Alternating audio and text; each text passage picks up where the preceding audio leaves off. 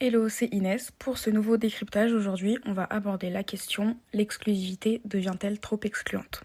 La digitalisation de la musique et l'essor du streaming ont offert aux artistes de nouvelles opportunités de visibilité, mais ont aussi intensifié la concurrence et rendu plus difficile la mobilisation d'un public de plus en plus sollicité, notamment sur les réseaux sociaux. Cette dynamique a poussé les artistes et leurs équipes à imaginer et à mettre en place de nouvelles stratégies de marketing direct to fan, souvent axées sur l'exclusivité.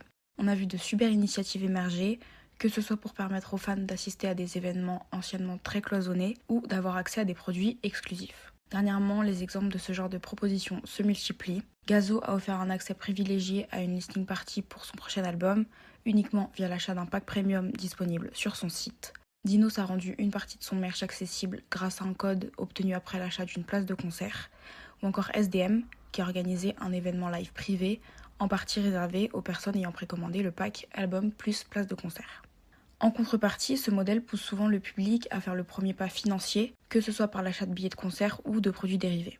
Si cette approche offre un nouveau moyen de commercialisation et renforce l'engagement des fans, elle peut aussi marginaliser une partie du public, notamment dans le rap qui attire souvent les plus jeunes pour qui ces coûts peuvent représenter un obstacle. Malgré ça, certains artistes prennent conscience de ces problématiques. On peut donc reprendre l'exemple de Dinos qui, dans le cadre de la promotion de son prochain album, a pris des mesures pour rendre ses produits plus accessibles en proposant la majeure partie de son merch, CD, vinyle exclusif inclus, au prix fixe de 10€. Face à ces stratégies de plus en plus exclusives, on peut donc se poser la question: jusqu'où peut-on aller sans risquer de perdre le lien avec une audience qui aspire elle aussi à une forme d'accessibilité égalitaire?